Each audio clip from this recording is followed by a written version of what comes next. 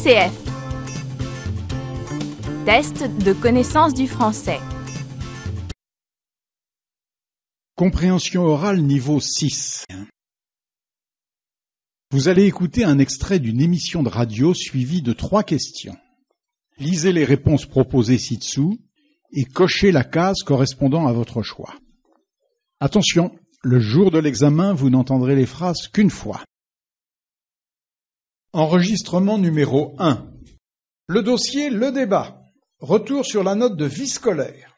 Au moment de la parution des nouvelles mesures applicables cette année dans les collèges, les diverses associations de parents ainsi que la plupart des professeurs avaient exprimé leurs inquiétudes, doutes, réticences ou franches oppositions à propos de l'introduction d'une note de vie scolaire dans le livret des élèves.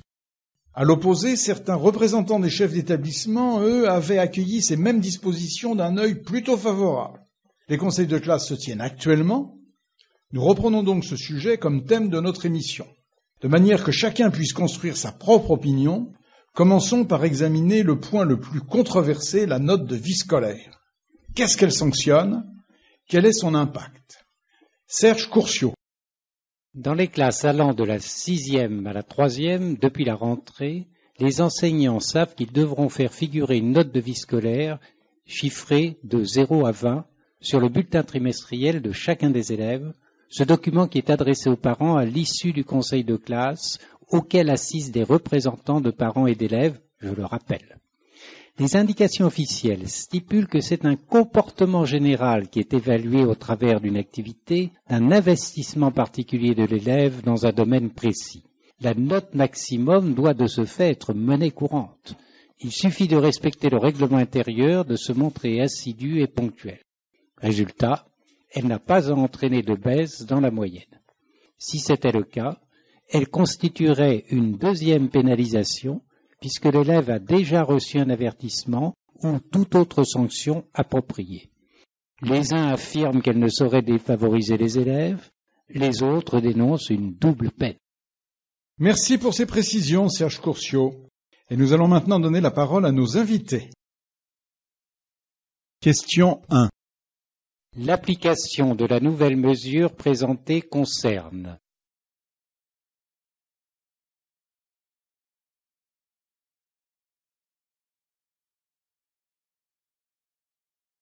Question 2. Quel comportement permet d'obtenir la note maximale selon ce responsable?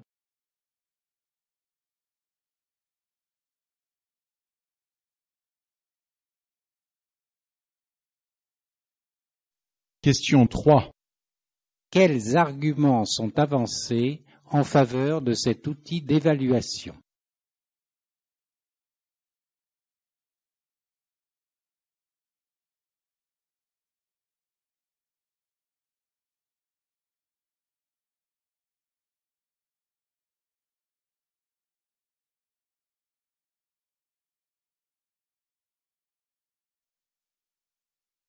Enregistrement numéro 2.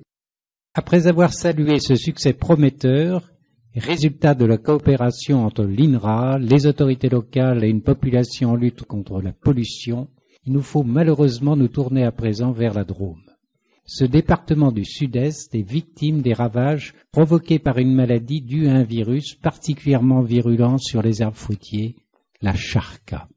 Les arboriculteurs assistent sans pouvoir la freiner à l'accélération désastreuse d'une contamination commencée voici une quinzaine d'années. Sophie Trudeau, une de nos spécialistes des questions agricoles, s'est rendue sur les lieux. Ce qui permet de comprendre la propagation croissante de la maladie, c'est que le virus est transporté par les pucerons. Il contamine surtout les pêchers, mais également les abricotiers. Quels en sont les effets? Certes, les fruits grossissent et arrivent à maturité, mais leur apparence, ils sont tachetés, et leur perte de saveur les rendent évidemment invendables. D'où la condamnation à une mort lente des exploitations qui, rappelons-le, fournissent 12 000 emplois. Quant à l'expansion du fléau, la situation ne cesse de se dégrader. 7 ou 800 hectares sont menacés à terme sur 3 ans, c'est-à-dire tout le bassin de production autour de Valence. J'ai parcouru la région et ai vu certains vergers de 10 hectares réduits à 3, ainsi que des champs dévastés, car presque tous leurs arbres avaient été arrachés. Il faut avoir un cœur de pierre pour ne pas entendre le désespoir d'un arboriculteur qui vous explique que sur ses 1180 pêchers, il ne lui en reste plus que 200 et quelques. En 15 ans, 2000 hectares de vergers ont en effet été arrachés, mais par-ci par-là, pour parer au plus précieux. Les professionnels s'adressent aujourd'hui à la Chambre d'agriculture et sollicitent des mesures radicales, efficaces, issues d'une concertation. Il importe en effet d'arrêter une stratégie propre à prendre le virus de vitesse, à l'empêcher de s'installer. En clair, organiser la destruction des plantations selon un programme cohérent avant de reconstituer des vergers et de nouveau en vivre. Il faut donc fournir en amont des moyens exceptionnels, des indemnisations. Il est déjà bien tard, car devant l'absence de réaction des autorités compétentes, nombre d'arboriculteurs ont déjà saisi les tribunaux. Question 1. Qu'est-ce que la charca?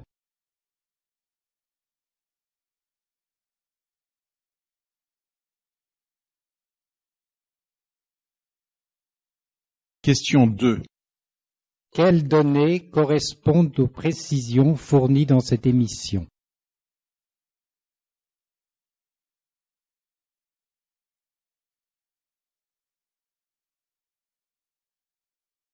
Question 3. Quelles interventions sont nécessaires?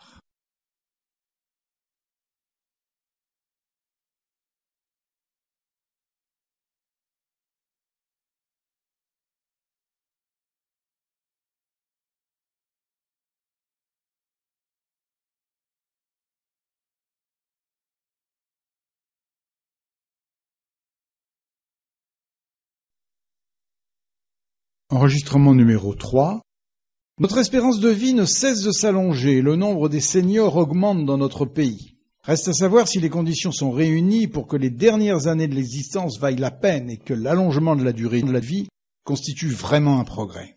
Certes, de nombreux proches s'occupent de leurs parents diminués par l'âge. Les maisons de retraite, les centres spécialisés se développent et s'améliorent. Les services destinés à permettre le maintien à domicile le plus longtemps possible aussi.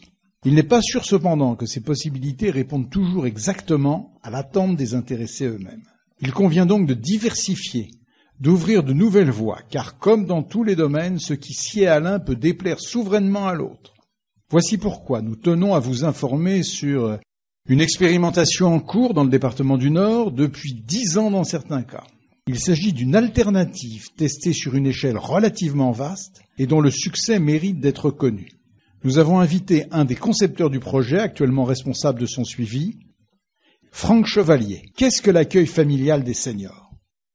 Comme son nom l'indique, cette démarche ne concerne pas seulement les personnes âgées, mais s'inscrit dans une politique d'ensemble de la famille, d'encouragement au renforcement des relations entre les générations. Il s'agit donc d'une aide à la cohésion du tissu social. En ce moment, dans les communes du Valenciennois, 462 familles hébergent un ancien ou même deux chez elles. Il s'agit d'un métier, c'est-à-dire qu'il faut assurer des soins lorsque c'est nécessaire, mais aussi d'un échange réciproque de liens affectifs entre tous ceux qui habitent sous un même toit. Les autres se considèrent et sont considérés comme des grands-parents. À ce titre, ils participent aux activités, courses, sorties, promenades et autres loisirs. Par exemple, ils jouent avec les enfants en bas âge ou plus grands, accompagnent les membres de la famille qui font les courses, se rendent à l'anniversaire des cousins, des amis, etc. En général, ces personnes âgées ne pouvaient plus vivre seules et refusaient la perspective de séjourner en maison de retraite. Il faut savoir d'ailleurs que l'adoption de ce système ne signifie pas une absence de relation avec les membres de la vraie famille. Simplement aussi, parfois, parents, enfants, petits-enfants ne souhaitent pas ou ne peuvent pas vivre ensemble. Tantôt la distance géographique est trop importante, tantôt le logement trop exigu, etc. Quelles conditions faut-il remplir pour accueillir des personnes âgées à domicile? Pour recevoir l'agrément des services sociaux de la DAS, il faut avoir suivi un stage de préparation qui comprend une formation technique et psychologique d'aide et d'assistance aux personnes âgées. Ensuite, le domicile lui-même Sa configuration doit répondre à des critères de confort et de garantie de l'intimité. Une chambre individuelle confortable, meublée de façon appropriée et équipée d'un téléviseur. L'accès aux espaces de convivialité doit être aisé. La somme versée par le pensionnaire tourne autour de 1 000 € par mois. D'autre part, les statuts prévoient une période de congés légaux. C'est la famille d'accueil qui se charge de trouver une formule de remplacement pendant ses vacances, en conformité avec le vœu de son hôte. Merci Franck Chevalier. Pour tous ceux qui désireraient des renseignements complémentaires, retrouvez notre émission Alternative au quotidien. À la date d'aujourd'hui, elle restera en ligne pendant 1 semaine sur notre site avec les coordonnées de Franck Chevalier. Question 1. Quel avantage parmi les suivants est souligné à propos de cette initiative?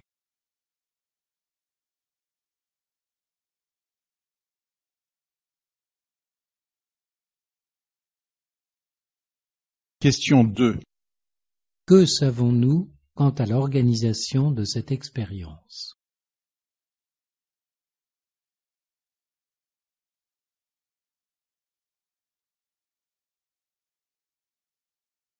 Question 3. Quelle affirmation parmi celles-ci correspond à la réalité?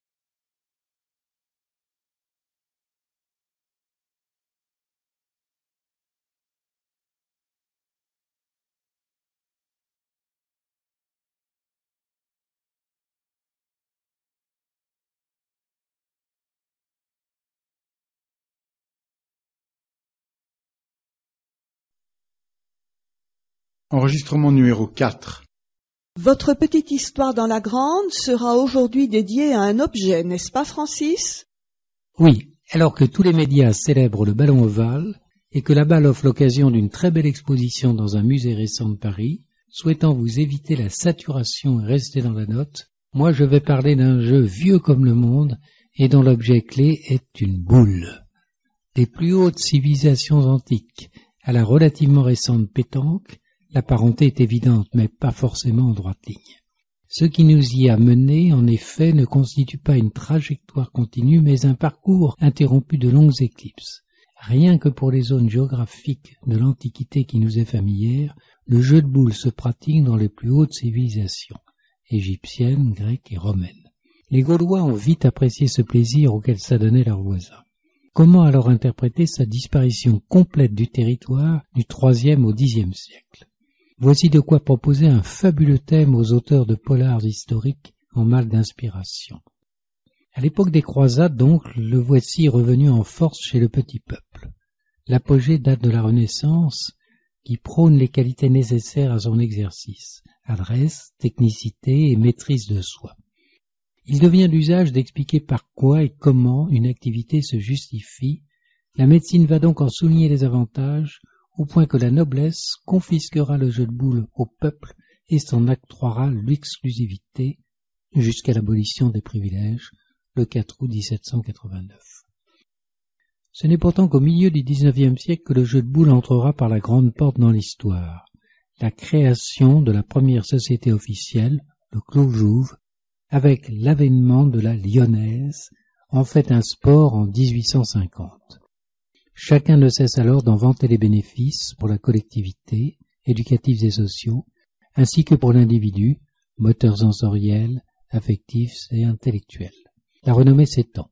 En 1906, c'est la fondation de la Fédération lyonnaise et régionale. En 1933 apparaît la Fédération nationale des boules, prédécesseur de la Fédération française, née en 1942.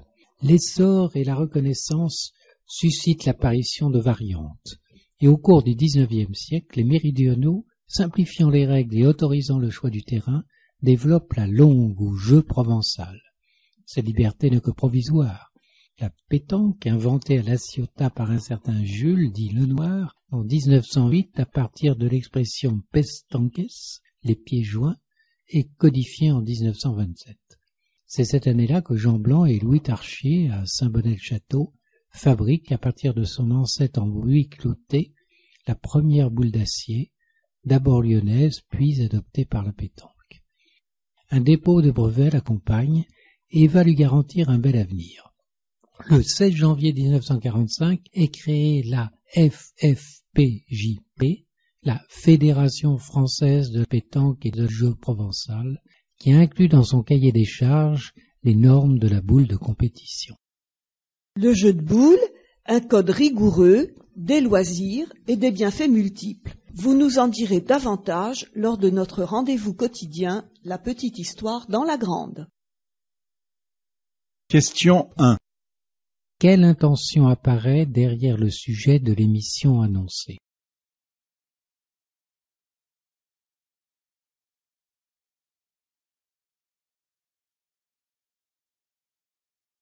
Question 2. Qu'apprend l'auditeur à propos du jeu en question?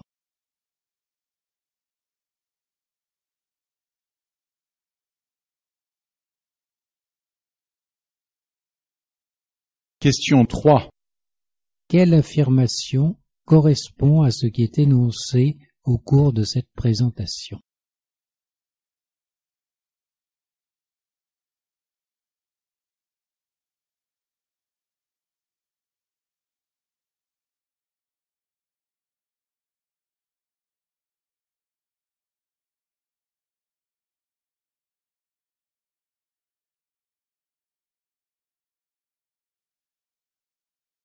Enregistrement numéro 5.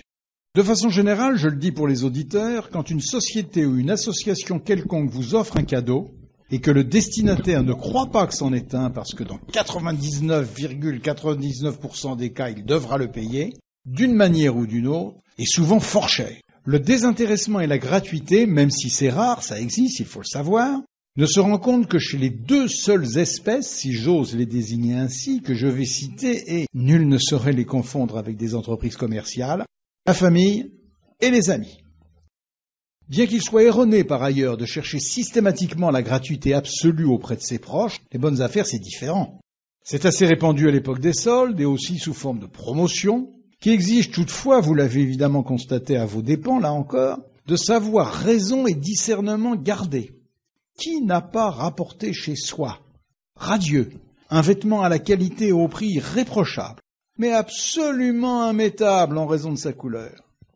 Qui ne s'est pas rendu compte que tel ustensile au prix avantageux ne rendait pas les services escomptés? Bon, notre technique pour profiter des soldes et des promos n'est pas toujours au point, mais petit à petit, l'expérience personnelle et les organismes de défense du consommateur aidant, nous nous débrouillons mieux dans le maquis de ces tentations permanentes et omniprésentes. Et nous nous faisons de moins en moins avoir par les promesses de récompenses et de faveurs. Nous devenons moins crédules, au premier chef après avoir été échaudés plusieurs fois, mais aussi à force d'entendre dénoncer et sanctionner des pratiques de vente forcée, qui à force de jouer avec les limites de la loi finissent par la transgresser. Oui, après, nous nous blindons. Oui, je crois que ça suffit pour nous blaser. Mais encore une fois, il faut attendre de cumuler les preuves, l'apprentissage par l'expérience et par la documentation. Cela dit, bon, moi j'ai écrit ce livre pour divertir, moi inclus.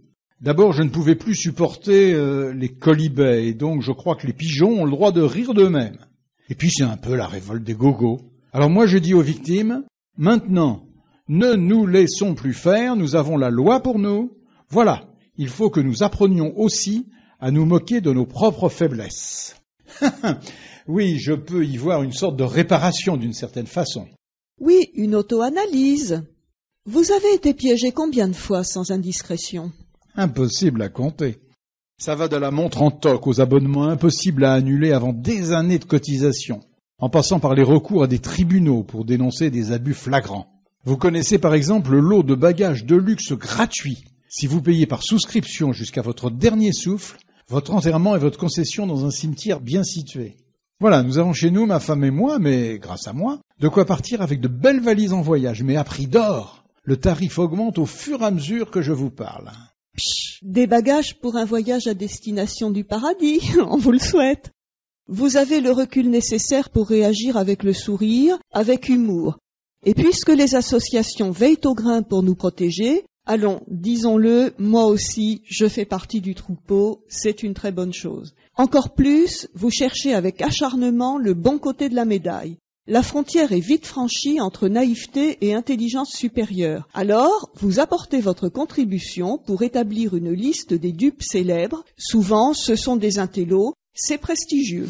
Je me suis livré un petit calcul à partir de biographies de savants.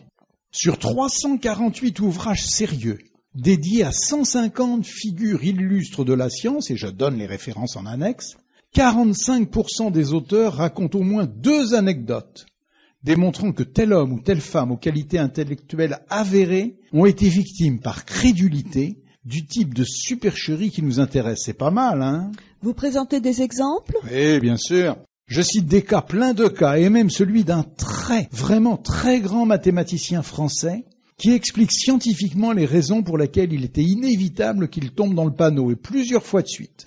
Il démontre méthodiquement les raisons de sa vulnérabilité grâce au calcul des probabilités, en introduisant plein de paramètres plus saugrenus et désopilants les uns que les autres. Je lui laisse la responsabilité, mais enfin, c'est vrai que ça donne à la récidive un côté scientifique qui peut nous rassurer, même s'il est empreint de subjectivité et respire la mauvaise foi.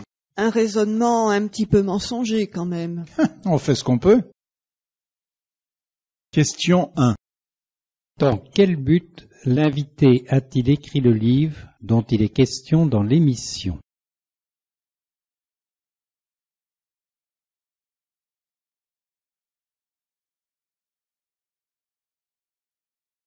Question 2. Quelles sont les perspectives pour traiter ce problème?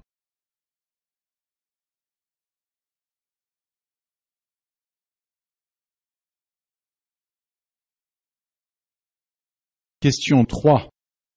Quelle note amusante vient du journaliste lui-même?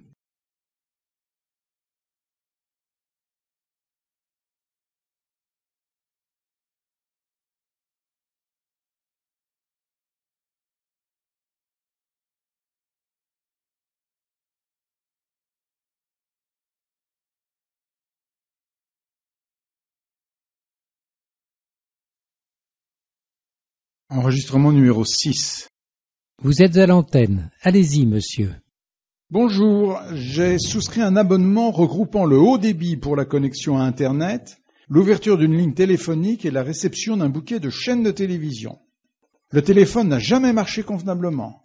La connexion Internet était aléatoire, seule la télévision correspondait aux offres du contrat. J'ai dû dépenser des heures d'appels vains à la hotline qui répondait mais m'envoyait vers des services toujours encombrés. Au bout de 4 mois et demi, j'ai commencé à envoyer des lettres recommandées pour exiger une résiliation. Je n'ai toujours aucune réponse au bout de 8 mois. Les prélèvements sur mon compte bancaire continuent. Je me suis rendu à une boutique du fournisseur d'accès. Là, une centaine de clients floués faisaient la queue devant des portes closes pour des problèmes analogues aux miens. Que pouvez-vous nous conseiller? Est-ce que je dois porter plainte auprès d'un tribunal et lequel? Puis-je envisager de m'associer à des personnes qui connaissent les mêmes problèmes que moi? Bonjour, monsieur. Notre invitée, Maître Lesage, va vous répondre. Elle est avocate. Eh bien, monsieur, je vais d'abord répondre à votre deuxième question, car c'est la plus courte à traiter. Le Parlement n'a pas encore adopté l'action de groupe, et si elle était légale, une action collective ne saurait convenir en ce qui vous concerne. Même si les effets sont comparables, les défauts provenant du fournisseur d'accès doivent être examinés au cas par cas. En effet, les dysfonctionnements n'ont pas forcément une origine identique. Chez les uns, la connexion au réseau Internet est impossible. Chez les autres, il s'agit de panne, voyez-vous. Vous ne rassembleriez pas les mêmes éléments non plus. Vous conseillez donc à notre auditeur d'entreprendre une démarche individuelle. Exactement. Cependant, rassurez-vous, monsieur, la procédure est longue mais simple. De très nombreux plaignants ont gain de cause. Vous n'avez même pas besoin d'avocat pour monter votre dossier. Concrètement, qu'est-ce qu'il faut faire alors? Si l'enjeu ne dépasse pas 4 000 €, il faut porter l'affaire devant le juge de proximité. Vous estimez votre préjudice à une somme inférieure à ce plafond, je suppose, monsieur? Oui, j'ai déboursé entre 700 et 750 € pour l'instant. C'est ce que j'imaginais. Pour construire votre dossier, vous réunissez le maximum de pièces, c'est indispensable. D'abord la copie de votre contrat, ensuite tout ce qui prouve les manquements. Si vous avez fait des captures d'écran, c'est parfait. Vous joignez obligatoirement les factures correspondant à vos appels sur la hotline, plus le relevé des interruptions que vous avez constatées dans les prestations prévues. J'ai tout ça. Excellent. Vous ajoutez les copies de vos courriers en recommandé avec toutes les précisions sur les raisons de vos démarches, les demandes de résiliation répétées. En l'absence de réponse de la part du fournisseur, ainsi que vous me le dites, je préconise l'envoi d'une nouvelle lettre recommandée au degré supérieur, c'est-à-dire au service consommateur du fournisseur. C'est déjà fait. Vous avez donc tout. Vérifiez que vous avez bien précisé que votre démarche vaut mise en demeure. Oui, j'avais écrit ça. Peut-être que vous aviez demandé conseil à la protection juridique de votre compagnie d'assurance? Sinon, n'hésitez pas. Ils peuvent vous aider aussi. Gratuitement, bien sûr. Justement, tout est prêt grâce à eux. C'est donc le moment de vous rendre auprès du juge de proximité du lieu de votre connexion Internet. Ces bureaux sont situés au tribunal d'instance. Pour le saisir, vous remplissez le formulaire spécifique disponible au greffe ou sur Internet. Vous vous montrez concis, mais vous incluez tous les justificatifs dont nous avons parlé. Un point délicat, et c'est celui qui quelquefois empêche les plaignants d'obtenir justice. Vous devez chiffrer le préjudice pour que votre plainte soit recevable. Calculez sans gourmandise sous peine de vous voir débouté. Ne sous-estimez pas non plus le montant, car le juge ne pourra pas vous accorder plus que vous n'avez demandé. Et là, je suppose que l'attente commence. Oui, il faut attendre la convocation à l'audience, mais votre auditeur, comme tout plaignant, ne doit surtout pas omettre de prévenir la partie adverse, au moins 15 jours avant l'audience, par lettre recommandée, avec le double de toutes les pièces portées à l'attention du juge. Pour que le fournisseur d'accès sache ce qu'il attend? Exactement, mais pas seulement. Maintenant, très souvent, il envoie une proposition d'entente amiable que je recommande d'examiner avec un conseiller juridique, celui de votre assurance, monsieur, ou bien de la mairie, ou encore d'une association de consommateurs, à laquelle vous cotisez à moindre coût. Souvent, tout peut se régler à ce stade de la conciliation. Mais attention à obtenir les garanties de paiement de la part du fournisseur. C'est pour cela que l'aide que je viens de mentionner est utile. Et si ça ne convient pas?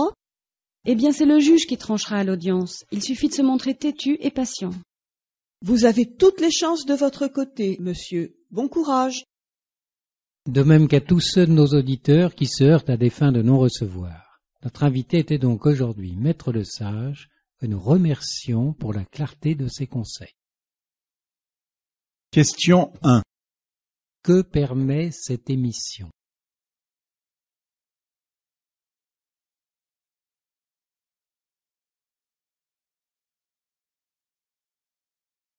Question 2. Que savons-nous du fonctionnement de la justice de proximité?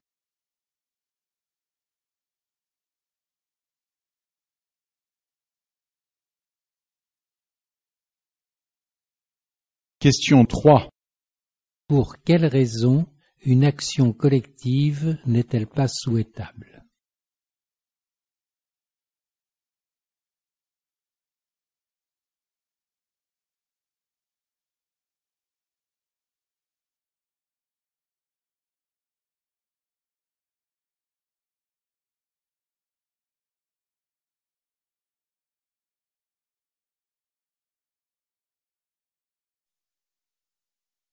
Enregistrement numéro 7.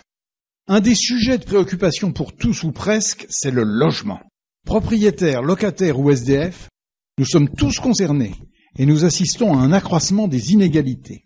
Le RMI, le SMIC ou les salaires modestes ne permettent plus de se loger décemment dans la plupart des villes.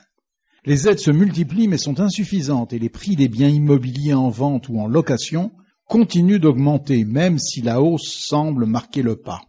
Quelle évolution constatons-nous en cette fin d'été et quelles sont les perspectives? Antoinette Germer. D'abord, dressons un peu l'état des lieux. Les prix de l'immobilier se sont envolés. Ils ont augmenté de près de 100% depuis 2001.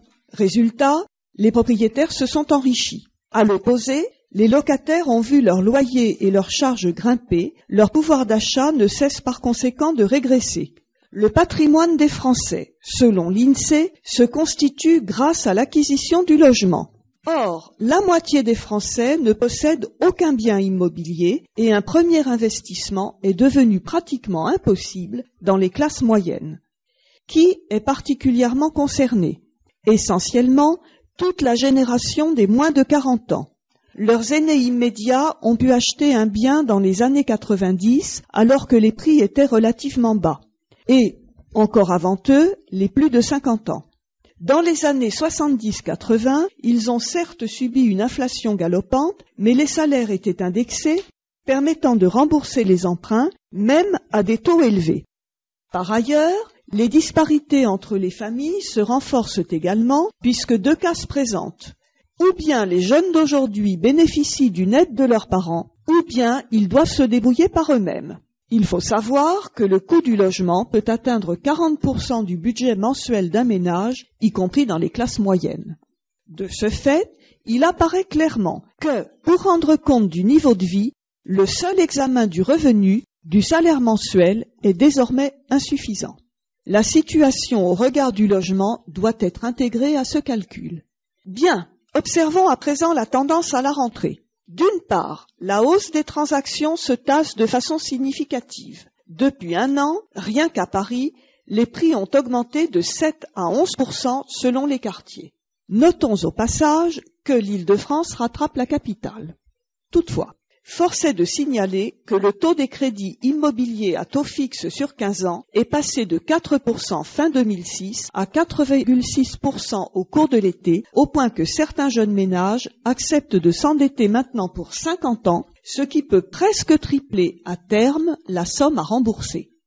En outre, l'amortissement étant fort long, une vente anticipée risque d'entraîner une perte d'argent. Alors, faut-il espérer ou désespérer ? Les mesures fiscales prises récemment par le gouvernement, à savoir une déduction des intérêts d'emprunt la première année pour les nouveaux acquéreurs sur le montant des impôts, allègent, elles, sensiblement, le coût du crédit. Les clignotants sont allumés et les observateurs ont du grain à moudre. Question 1.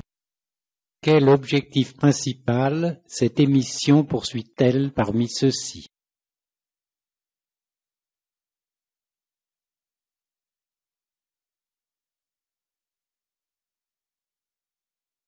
Question 2. Selon cette perspective, quelle démarche cette journaliste économique adopte-t-elle pour présenter son sujet?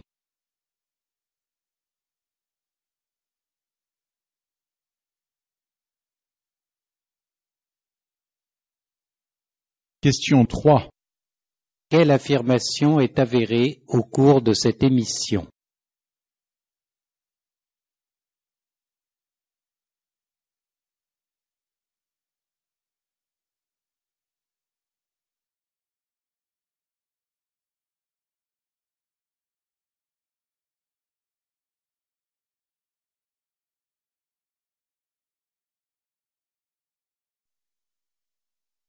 Enregistrement numéro 8.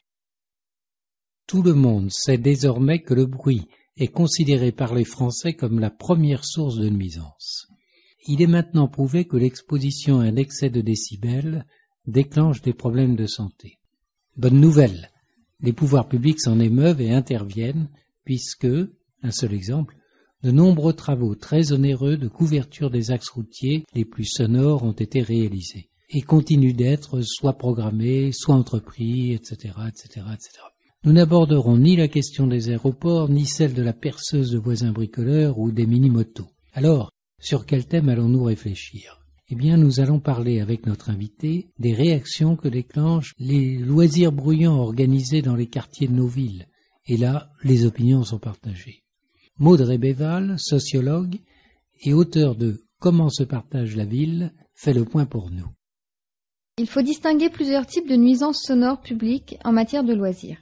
Certains bars et discothèques posent encore problème. Mais depuis une dizaine d'années, les autorités disposent d'un outil car le législateur a fixé une norme à ne pas dépasser sous peine de sanctions administratives. Le recours face aux excès passe par le commissariat ou la préfecture de police.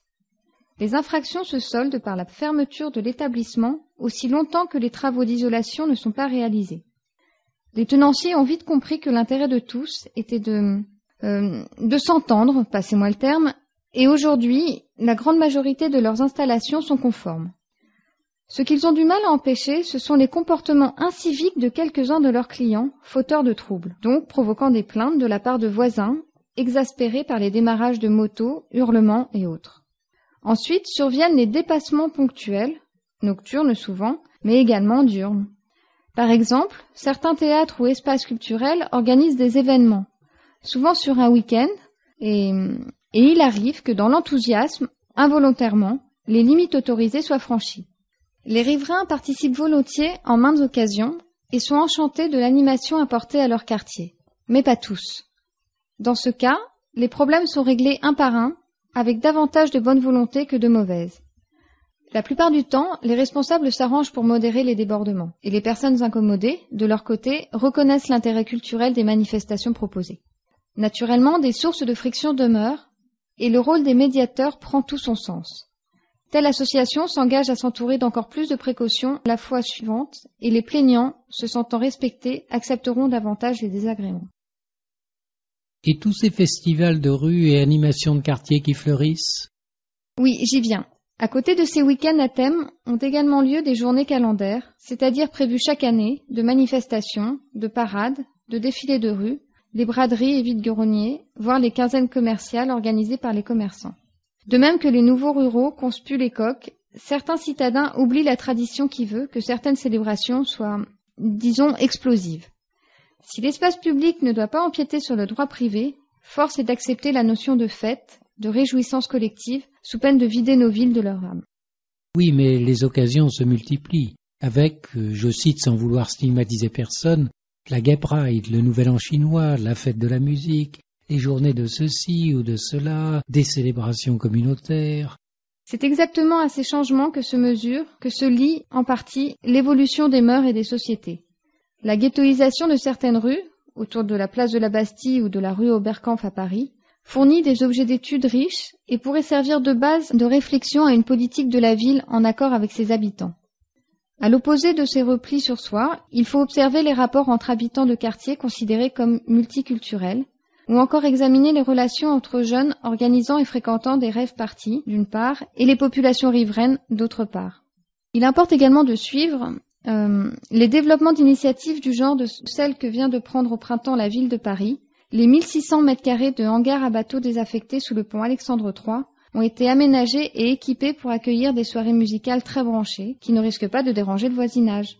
Ce qui intéresse le sociologue, c'est justement la réceptivité, le degré d'adhésion à toutes ces manifestations ou les marques de rejet. L'enjeu est, grâce à d'autres thèmes, d'étudier la place que revendique l'individu, le clan, la collectivité et celle qui lui est accordée. Question 1. Dans quel but cette sociologue est-elle invitée?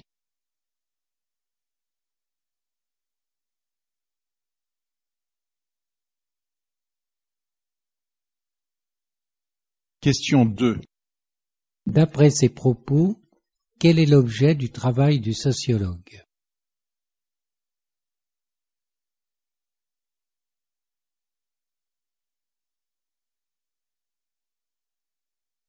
Question 3.